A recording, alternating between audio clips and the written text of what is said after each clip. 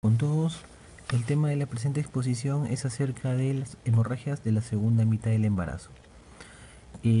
Básicamente, 5 entidades a conocer, ¿no? Como causa de la hemorragia en la segunda mitad del embarazo: la placenta previa, el desprendimiento prematuro de placenta, ruptura uterina, vasa previa y ruptura de seno marginal. Cuando tenemos una hemorragia en la segunda mitad del embarazo, tenemos que pensar en esas 5 entidades, ¿no? En ese orden de frecuencia, ¿no? La más frecuente siendo la placenta previa, ¿no? Ahora, la placenta previa, ¿no? es la inserción anómala de la placenta, ¿no? La cual se va a situar cerca del orificio cervical. Ahora vamos a tener lo que es la placenta previa total, la placenta previa parcial, la placenta marginal y la placenta de inserción baja. Para hablar de placenta previa, obviamente tenemos que hablar de lo que es la formación del segmento. El segmento uterino se forma aproximadamente entre la semana 28 a 32. Una vez que se forma el segmento en el cual ya se va a definir la localización final de la placenta, podemos hablar recién de placenta previa, o sea, a partir de las 32 semanas recién podemos diagnosticar o hablar de lo que es una placenta previa. Factores de riesgo conocidos para placenta previa: el ser añosa, multigesta, infecciones endometriales, antecedentes de miomectomías, de cesáreas, de legrado uterino, antecedentes de cesárea sobre todo, es importantísimo, ¿no? Factor favorecedor para la placenta previa. Clínicamente, ¿cómo se presenta la placenta previa? Como un sangrado, ¿no? Rojo, rutilante, intermitente, ¿no? Indolor, ¿no? Esa es la característica que la va a diferenciar del resto de hemorragias, es un sangrado indoloro, al menos que la paciente inicie trabajo de parto y el dolor del sangrado se acompañe de dolor. Hay muchos mecanismos que explican por qué sangra la placenta previa, ¿no? Y dentro de uno de los mecanismos es el famoso mecanismo de Schroeder, se llama así, Schroeder. Ese mecanismo es debido justamente a la producción de las contracciones uterinas, en el cual el sangrado es debido a estas contracciones que van a producir un desprendimiento de la placenta, ¿no? De los bordes de la placenta, produciendo el sangrado, ¿no? Que sería de origen materno.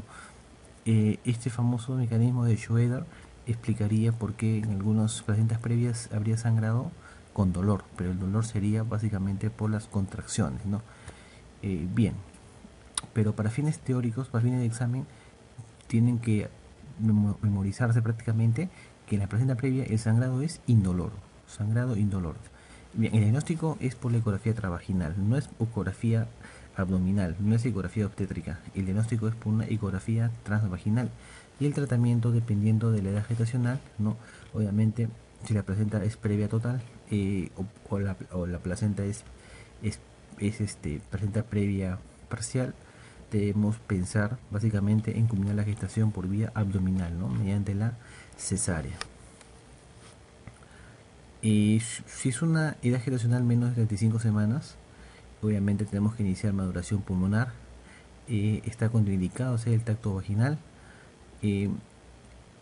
pero si ante ello, a pesar de que es una edad gestacional menos de 35 semanas, si es que se evidencia sufrimiento fetal, se debe culminar la gestación por vía cesárea. Si es mayor de 35 semanas de gestación, dependiendo el grado de la placenta previa, si ocluye menos del 10% del óseo, se puede optar por un parto vaginal, ¿no? Pero si ocluye mayor del 10% o es una placenta previa total, obviamente el parto debe culminar mediante la cesárea. Si es que es una gestante, pónganse 32 semanas, pero el sangrado es masivo, obviamente se debe priorizar la vida materna, ¿no? Culminando la gestación mediante la cesárea. Aquí más o menos un fluxograma para que vean qué es lo que se tiene que hacer, cuál es la acción terapéutica a seguir, la actitud terapéutica ante una placenta previa oclusiva o una no oclusiva, ¿no? Entonces, como les mencionaba, si es oclusiva ver si es mayor o menor del 10%. Si es mayor del 10%, si es feto pretérmino, eh, se debe madurar el pulmón, pero si es que hay evidencia de sufrimiento fetal, cesárea de urgencia. Si es una paciente oclusiva menor del 10%, se puede dejar evolucionar por vía vaginal. Y si es una placenta no oclusiva, o sea, una placenta de inserción baja o marginal, sí se podría también dejar evolucionar por un parto por vía vaginal. Desprendimiento prematuro de placenta, ¿no? Es que la placenta, luego de las 20 semanas, y una placenta normalmente insertada se va a comenzar a desprender, ¿no? Pasado las 20 semanas, ojo, es importante. Factor relacionado estrechamente con el desprendimiento prematuro de placenta es la hipertensión arterial, ¿no? La preeclampsia, relacionado, ¿no? Por un fenómeno conocido como arteriolosis, en el cual va a haber una ruptura de una arteria espiral, una arteria a nivel donde se inserta la placenta, lo cual va a producir la formación del hematoma retroplacentario con el consiguiente desprendimiento de la placenta. Otros factores conocidos, como le mencionaba, el ser añosa, multigesta, el tabaco, los traumatismos y la deficiencia de ácido fólico, ¿no? Demostrado como factor predisponente para el desprendimiento prematura de placenta. La clínica, que lo diferencia de la placenta previa, que aquí el sangrado no es rojo rutilante, sino más bien es un rojo oscuro, escaso, pero acompañado de dolor, ¿no? Es un útero hipertónico. Si el sangrado, aquí las actitudes también, la actitud terapéutica también va a depender mucho de la edad gestacional, ¿no? Aquí el diagnóstico básicamente es clínico, ¿ya? El diagnóstico definitivo sí te lo da la EcoTV, pero básicamente acá nos debemos guiar por la clínica. Pero si ante la evidencia de un hematoma retroplacentario o la ecografía transvaginal en una placenta normoinserta, debemos pensar en un DPP, ¿no? Tratamiento obviamente es la cesárea, aunque dependiendo si es que dependiendo el estado avanzado del trabajo de parto, si es una paciente que está con dilatación, póngase 9, 10, y no se evidencia deterioro del bienestar fetal y el desprendimiento no es masivo, sino es un desprendimiento leve, se podría inclusive inducir o acentuar el trabajo del parto. ¿Qué complicaciones podemos obtener de un desprendimiento prematuro de placenta? ¿No? Coagulación intravascular diseminada, insuficiencia renal aguda por la pérdida excesiva de sangre, la atonía uterina, ¿no? El famoso útero de Cuvier por la infiltración hemorrágica en la musculatura lisa miometrial que dificultaría la contracción del útero, y por el sangrado masivo también una necrosis en la hipófisis, ¿no? Que conocemos como el síndrome de Sheehan, con la consiguiente pancitopenia. Perdón, con la consiguiente deficiencia de las hormonas a nivel de la hipófisis. Y otra causa importante, ya un poco más severa, mayor incidencia de mortalidad, es la famosa ruptura uterina, ¿no? Ruptura uterina, sobre todo en pacientes cesáreas anteriores que son sometidas a trabajo de parto o al uso de misoprostol, ¿no? En pacientes con cicatriz de cesárea previa, en esas pacientes se incrementa el riesgo de ruptura uterina. Aquí va a haber un signo característico, el signo de Frommel, ¿no? De Van Frommel, que es la evidencia de un anillo contráctil que sobrepasa el cicatriz umbilical. Entonces, eso es un signo precoz que nos va a hablar de una posibilidad de una ruptura uterina, ¿no? De una ruptura uterina. Clínicamente, obviamente va a haber un dolor intenso, cese de las contracciones uterinas, se va a palpar las partes fetales de manera bien clara por vía abdominal. Obviamente aquí el tratamiento es la laparotomía, ¿no? La cesárea de emergencia. La base previa. Ya habíamos hablado en la anterior clase sobre lo que era la base previa, ¿no? Muy asociado a la inserción velamentosa. Aquí la mortalidad se acerca al 75% debido a que la sangre que se evidencia externamente es de producto fetal, es del feto. Tratamiento también es la cesárea, ¿no? Obviamente es la cesárea de emergencia. Causas de hemorragia postparto. La mortalidad materna actualmente bordea los 93 por 100.000 nacidos vivos. Ese es más o menos el índice de mortalidad, ¿no? El índice de mortalidad materna, 93 por 100.000. siendo la causa más frecuente la atonía uterina, ¿no? Por retención de restos placentarios. Bien, comencemos. Vamos a reforzar este tema, pero con las preguntas, ¿no? Vamos a reforzar, vamos a añadir algunas pepas, algunos, algunos conceptos que quizás se nos hayan pasado en la introducción, pero vamos a tratar de acá de reforzar todo ello. Bien, caso clínico, gestante 37 semanas, con 3 partos eutóxicos anteriores. Presenta actualmente sangrado vaginal indoloro escaso. Me hablan de sangrado indoloro, por ahí puedo pensar en una placenta previa. La exploración ecográfica nos demuestra una placenta que ocluye de una manera total el orificio cervical interno. Pero a la monitorización el feto está normal. Y la conducta obstétrica más adecuada es, dijimos, placenta previa total, cesárea, ¿no? Pero si la placenta ocluye menos del 10% del OSI, ¿no? Sí se podría dar parto vaginal, pero si es mayor de 10%, ocluye totalmente, cesárea, ¿no? Rotura de membranas, bueno, acá no nos dicen pérdida de líquido, por lo cual la clave 2 está descartada. Inducción, perdón, aquí en la clave 2, que nos hablan de la ruptura de membranas como una posible conducta obstétrica, obviamente es jalado de los pelos, ¿no? Pues una placenta previa total, no puedes obviamente ni siquiera abordar para hacer una amniorexis de manera adecuada, por lo cual la clave 2 y la 3 definitivamente ni leerlas. Son claves que no tienen nada que ver en la acción terapéutica, en este caso clínico. Bien, la clave adecuada aquí es la cesárea. Además están abismalmente alejadas de la actitud obstétrica adecuada. La cesárea es lo ideal aquí. ¿Cuál de estas afirmaciones es cierta respecto al desprendimiento prematuro de placenta? La hemorragia suele ser escasa con sangre oscura. Es cierto, ¿no? Aquí el sangrado puede ser escaso debido a que en su mayoría se va a formar el hematoma retroplacentario, ¿no? Esa es la opción correcta. 2, me dice, la hemorragia coincide con la ruptura de la bolsa. Falso. No repercusión materna, pero sí repercusión fetal. Eso sucede en la base previa. El útero está relajado. Falso. Aquí está, inclusive está hipertónico en el desprendimiento prematuro de placenta. Bien, aquí para reforzar un poco lo que es desprendimiento prematuro de placenta, ¿no? Los factores etiológicos que mayormente se relacionan con esta entidad es la multigestas, las añosas, las preeclampsias diabéticas, nefrópatas, hipertensas, los traumatismos y la hipofibrinogenia congénita, ¿no? Muy asociado, inclusive la hipercistinemia también está muy asociado a lo que es el desprendimiento prematuro de la placenta, o sea, el incremento de la homocisteína sérica, muy relacionado también con el DPP.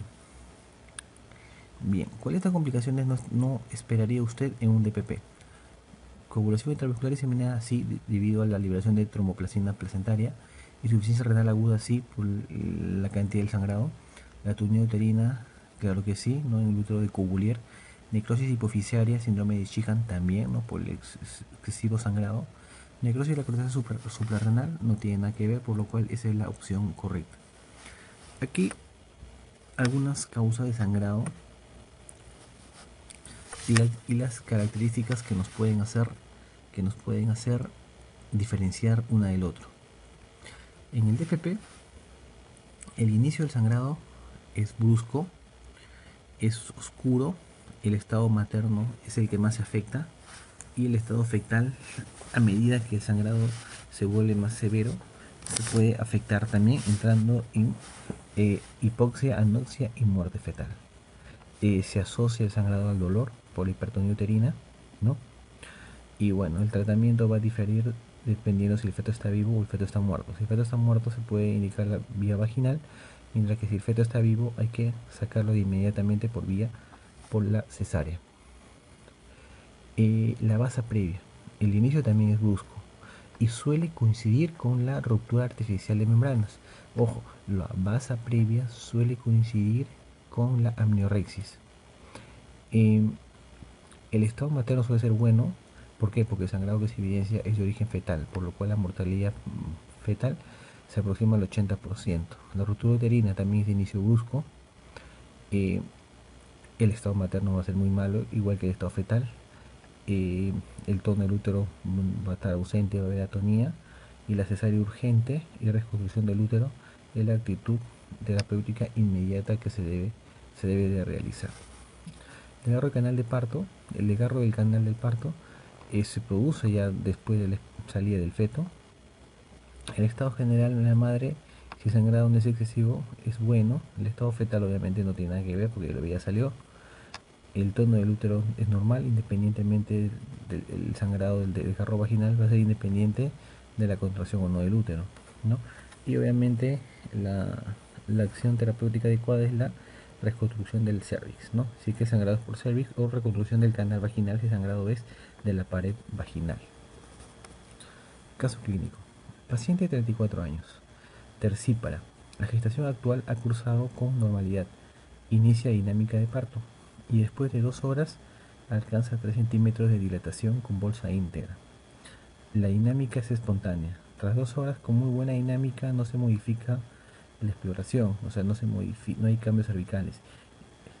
No hay cambios cervicales distintos a los que se encontró, ¿no?, en el examen anterior. O sea, eso de dilatación de 3 centímetros. La dinámica empieza a ser menor, o sea, empieza a ceder a la dinámica. Y de forma brusca refiere dolor intenso en hipogastrio. La monitorización fetal normal hasta dicho momento no era normal. ¿Cuál es el diagnóstico? Cada vez que me digan un dolor intenso de manera brusca, siempre pensar en ruptura uterina, ¿no? Casi siempre. Rotura de los vasos previos. Los rupturas de los vasos previos no sería la opción correcta, debido a que no me mencionan cómo es el estado fetal. Como sabemos, en el vaso previo el sangrado es de origen fetal, ¿no? Y aquí el sangrado y el bienestar fetal se viene abajo, ¿no? El bienestar fetal se viene abajo. Placenta previa, obviamente no, porque el tracto vaginal se hubiera tocado el colchón placentario. Ruptura uterina puede ser mi opción, ¿no?, por el dolor de manera brusca. Desprendimiento de placenta. El desprendimiento de placenta, aquí tendría que encontrar un útero hipertónico, lo cual no lo encuentro. Colonitis hemorrágica, no. Aquí la alternativa más correcta sería ruptura uterina, ¿no? Ruptura uterina por el dolor brusco, que no tendría nada que ver con el vaso previo, ¿no? El vaso previo no tendría por qué producir un dolor intenso en hipogastrio, más sí la ruptura uterina, que es la respuesta correcta.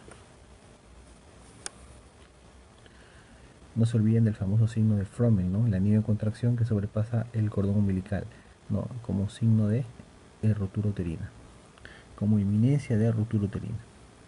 Bien, gestante a término y con trabajo de parto, a la que se practica amniorexis con obtención de líquido hemorrágico.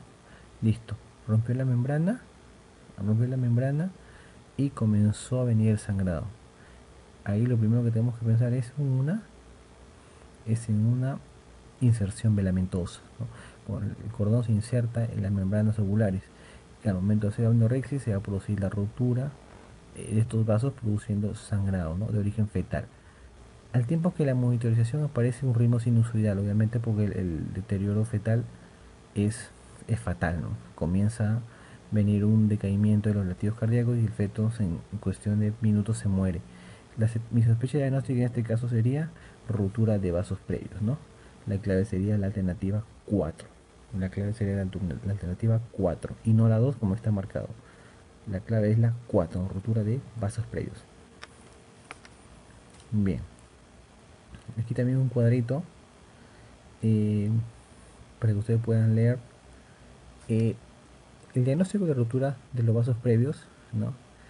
Tienen que guiarse básicamente de cómo está el feto, ¿no? Ese sangrado es de origen fetal, por lo cual el feto va a haber un perjuicio en su bienestar, ¿no?, de manera atroz. La mortalidad acá se eleva de manera sustancial, ¿no?, en la base previa. Bien, un casito clínico para analizar. A ver, nos hablan de una gestante a término, o sea, mayor de 37 semanas, de 35 años, que acude a emergencia por contracciones uterinas cada 3 minutos y sangrado vaginal de 10 cc, ¿no?, escaso. La presión arterial se encuentra normal, frecuencia cardíaca, frecuencia respiratoria normal. En la ecografía me informan de un feto único longitudinal cefálico izquierdo, placenta previa marginal, latido fetal de 148. Se indica vía, análisis y se realiza tacto vaginal en condiciones de operabilidad. Incorporación 90%, dilatación de 8 centímetros, membranas íntegras. Altura de presentación, 0. Tiene muy buenas condiciones para un parto vaginal y al hablarme de una placenta marginal, o sea que no ocluye totalmente el OSI, me está hablando de una posibilidad, ¿no?, de una acentuación de trabajo de parto para que este producto salga por vía vaginal, por lo cual la opción adecuada es la clave 1, acentuación del trabajo de parto. Bien, entre los factores que generan un mayor riesgo de DPP de placenta se incluyen todos los siguientes excepto antecedente de DPP. Antecedente de DPP. Obviamente se incrementa el riesgo de un desprendimiento prematuro de placenta si ha tenido un antecedente de DPP. El consumo de cocaína también es un factor conocido. Esa es la clave, ¿no? Esperar trabajo de parto de manera espontánea. Bien, entre los factores que generan un mayor riesgo de desprendimiento prematuro de placenta se incluye todos los siguientes excepto antecedente de DPP, se incrementa el riesgo de en que en los siguientes partos haya DPP, consumo de cocaína también, el RPM, una complicación, ¿no?, una complicación precoz del RPM es un desprendimiento prematuro de placentas. La hipertensión arterial, como dijimos, el factor predisponente, ¿no?, con mayor relación con el DPP, ¿no? Y la nuliparidad no es un factor que genere mayor riesgo de DPP. Lo que sí es el ser añosa y ser multípara, esos dos sí son factores de riesgo, más no la nuliparidad, que sería la alternativa. Los hallazgos más frecuentes en el DPP, dijimos, sangrado vaginal escaso, rojo oscuro e hipertonía uterina, ¿no? La clave aquí es la 3.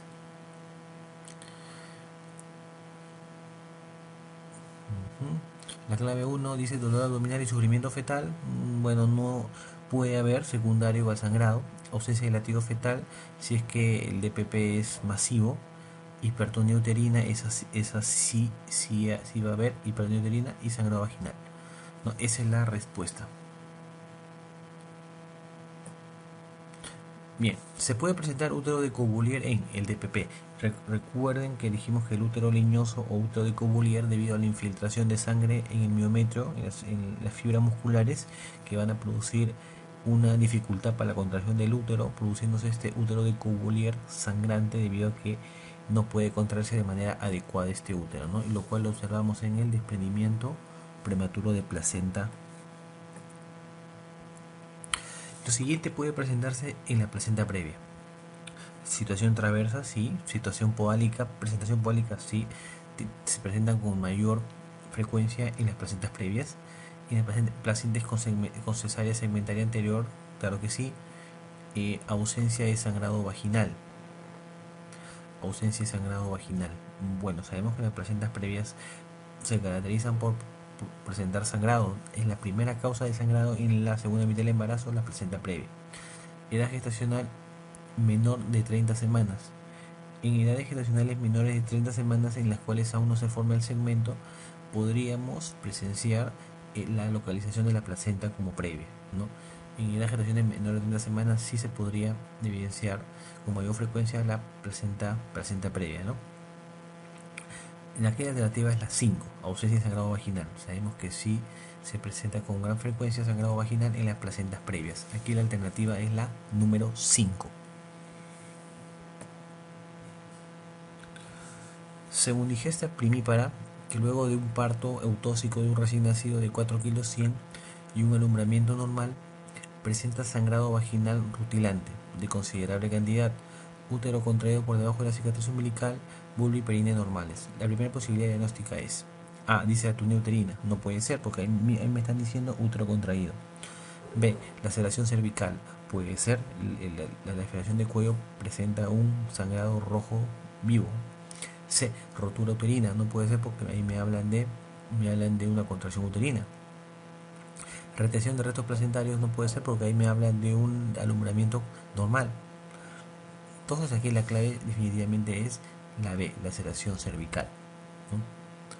También podría ser desgarro de pared vaginal, ¿no?, que se presenta con mayor frecuencia que la laceración de cervix. El DPP es una complicación de, hasta la saciedad lo hemos repetido, de la preeclampsia, ¿no? La complicación más grave es la muerte fetal. Al desprenderse la placenta, la hemostasia del sitio de implantación depende principalmente de la contracción del miometrio. Para que una puérpera, ¿no?, inmediata, después de un parto, ¿no?, vaginal, no produzca sangrado, no haya sangrado, una hemorragia puerperal, deben estar indemne tres sistemas, ¿no? Uno, el sistema de coagulación de la paciente, y otro, las contracciones uterinas, ¿no?, que deben mantenerse de una manera adecuada, ¿no?, para formar las ligaduras fisiológicas de los vasitos, impidiendo de esta manera el sangrado, ¿no? Si uno de los dos sistemas falla, se viene el sangrado puerperal. Por lo que aquí la clave es la contracción miometral, ¿no?, que es lo que va a producir la hemostasia en el sitio de la implantación de la placenta, ¿no?, donde estuvo implantada la placenta. Con relación al DPP, el factor predisponente más frecuente es, lo dijimos, ¿no? Todos estos son factores predisponentes, pero el más frecuente es la preeclampsia. Gestante a término con sangrado vaginal en quien se ha descartado las principales causas de hemorragia del tercer trimestre. O sea, se ha descartado placenta previa, se ha descartado DPP, se ha descartado ruptura uterina. ¿Cuál es la indicación más apropiada? Aquí deberíamos pensar entonces en una de las causas también que se pueden presentar como causa de sangrado vaginal en la segunda mitad del embarazo. ¿Y cuál es? Ruptura de seno marginal. Y en ese caso la indicación, la actitud apropiada es la observación. Bien. ¿Cuál es la causa de hemorragia de origen fetal en la segunda mitad del embarazo? La causa que produce sangrado de origen fetal es la basa previa, ¿no? La basa previa, como dijimos, con una mortalidad incrementada, ¿no?, para el feto. Gestante de 27 años, con 30 semanas por última regla. Gesta 4 para 2012. Paciente que salió gestando 4 veces, 2 partos a término, 0 pretérminos, 1 aborto, actualmente 2 hijos vivos. Cesárea anterior 2 veces. Refiere sangrado en regular cantidad sin contracciones. El diagnóstico más probable es, me hablan de un antecedente de cesárea 2 veces, y sabemos que el cesárea 2 veces incrementa el riesgo de acretismo placentario y de placenta previa. Sin embargo, me están hablando de una gestante de 30 semanas, por lo que sabemos que la causa más frecuente de sangrado en la segunda mitad del embarazo es la placenta previa. La placenta creta produce sangrado luego del parto, ¿no? Aquí la alternativa es la 3, placenta previa.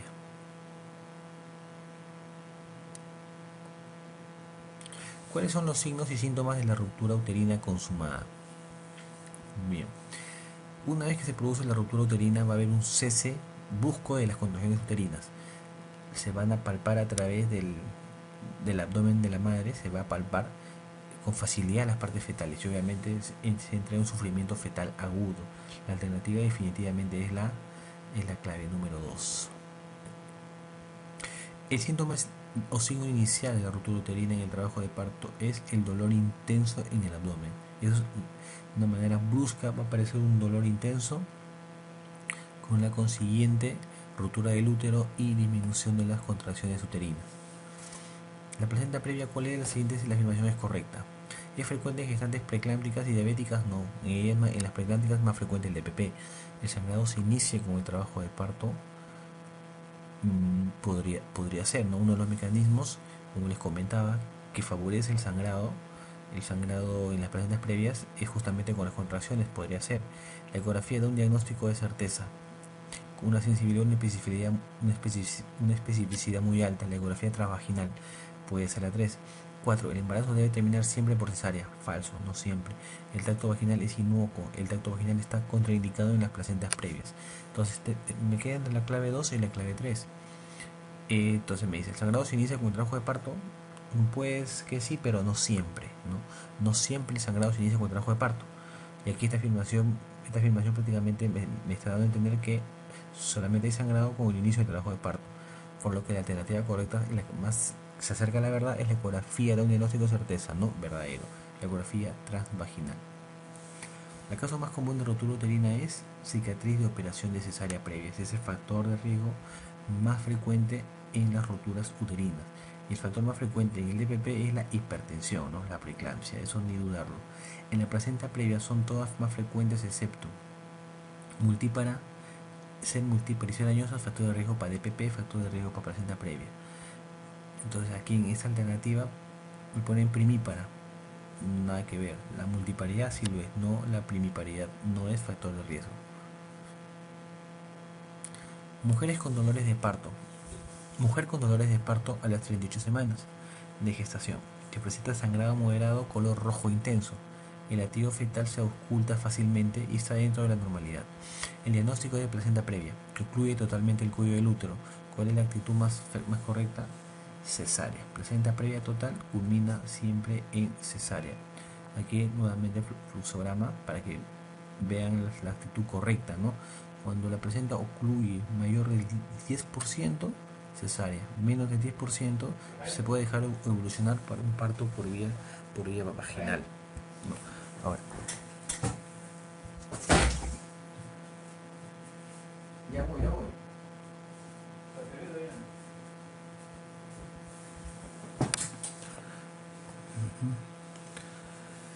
Según digesta con una cesárea anterior con recién nacido normosómico. Gestación actual de 35 semanas. Acude a urgencias por referir metrorragia de sangre roja de moderada cantidad, coincidiendo con salida de líquido amniótico. A la exploración se evidencia un útero de tamaño acorde con amenorrea, relajado, presentación cefálica, bolsa rota. La monitorización fetal presenta latidos cardíacos fetales con patrón sinusoidal. El patrón sinusoidal es premortem, ¿no? Dinámica uterina escasa, con buena relajación intercontráctil, no hay hipertonía, entonces no puede ser un DPP. ¿Cuál es el diagnóstico más probable? Aquí los puntos claves es sangrado coincidente con la salida de líquido amniótico. Pensar en inserción velamentosa. Patrón sinusoidal.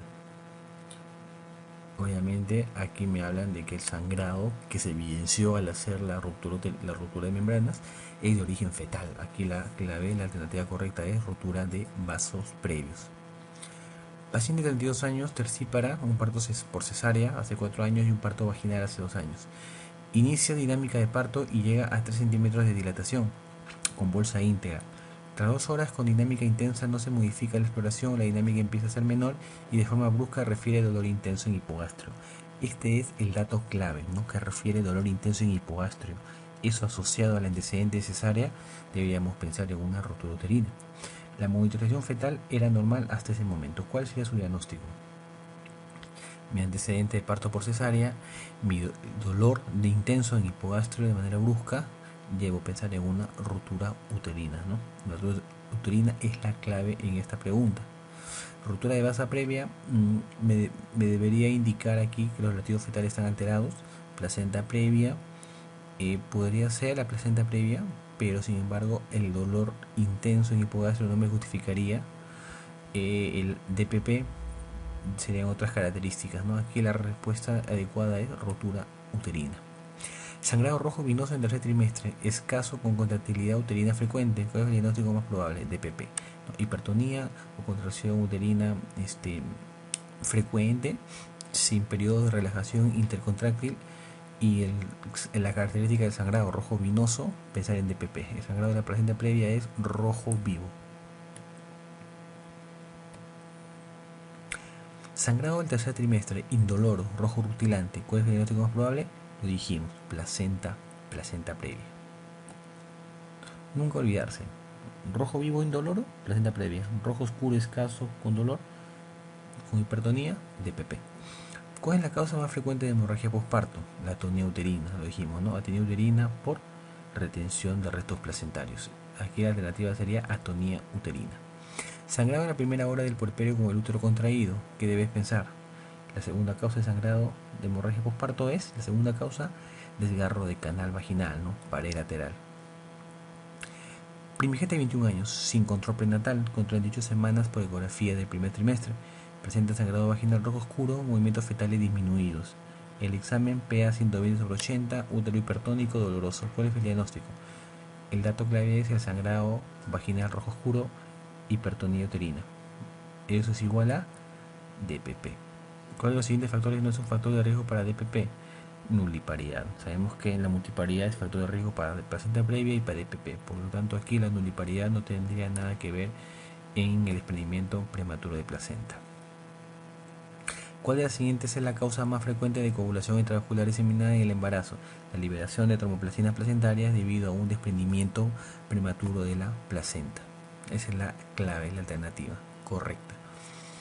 Tercigueta de 38 semanas, con partos anteriores normales, gestante de 36 semanas, ha comenzado con sangrado de color rojo brillante, escaso e indoloro. Hasta ahí, placenta previa. ¿Cuál de los siguientes métodos es el más eficaz para confirmar o descartar la sospecha de placenta previa? La placentografía indirecta con represión vesical, nada que ver. Amniografía, nada que ver. Todas las alternativas están fuera de la realidad. La que se acerca más y la que utilizamos con frecuencia siempre en todas las placentas previas es la ecografía por vía transvaginal, ¿no? Esa es la alternativa correcta. Gestante de 38 semanas, que comienza bruscamente con metorragia oscura y poco intensa, dolor abdominal difuso, mal estado general y sufrimiento fetal. Sangrado oscuro y dolor abdominal difuso. Hasta ahí pensar en DPP. ¿Cuál de las siguientes complicaciones es más probable? Placenta previa, no, el rojo no es oscuro y no tiene por qué haber dolor. Aquí la alternativa correcta es el desprendimiento prematuro de placenta. Recuerden, rojo oscuro, sangrado rojo oscuro, más dolor abdominal, DPP. Señalen cuál de las siguientes situaciones en una gestante debe realizarse estudio de la coagulación. Determinación de plaquetas, tipo de protrombina, fibrinógeno, productos de degradación de fibrinógeno como el dímero D en el DPP, ¿no? DPP, SIT. Debemos relacionarnos siempre que estas pacientes pueden complicarse con una coagulación intravascular diseminada, ¿no? Las pacientes con DPP. Como complicación del desprendimiento prematuro de placenta, tenemos la coagulación diseminada vascular, la insuficiencia renal aguda por sangrado masivo, el útero leñoso y el síndrome de Sheehan, ¿no? El síndrome de Asherman es una complicación de los legrados uterinos, ¿no? Que viene a ser las sinequias dentro de la cavidad uterina y son causa importante de infertilidad. Sin embargo, esta causa de infertilidad secundaria se presenta en situaciones como le mencionaba, ¿no? Luego de un ameo o luego de un legrado uterino. No tiene nada que ver en un desprendimiento prematuro de placenta. El DPP de la placenta normalmente inserta se denomina abrupto placentae, ¿no? Es otra denominación que se da al desprendimiento prematuro de placenta. La causa de hemorragia de origen fetal en la segunda mitad del embarazo, lo dijimos, ¿no? Vasa previa, ¿no? Vasa previa es una causa con hemorragia de origen fetal. No es una complicación frecuente del EPP. La coagulación intravascular diseminada sí lo es, la IRA también lo es, el shock hipovolémico, el síndrome de Sheehan sí lo es, la pielonefritis pues no tiene absolutamente nada que ver con el DPP. Bien, en relación a la ruptura uterina, coloque la letra de la primera columna a las definiciones que correspondan. Bien, ruptura completa, abarca todo el espesor del músculo uterino y de la serosa uterina. Rotura incompleta, no incluye el peritoneo. Rotura primaria, la rotura primaria en útero intacto, mientras que rotura secundaria es en un útero cicatrizal, ¿no? Por una cesárea o una operación previa. Esa sería la correcta alternativa, serían las alternativas correctas.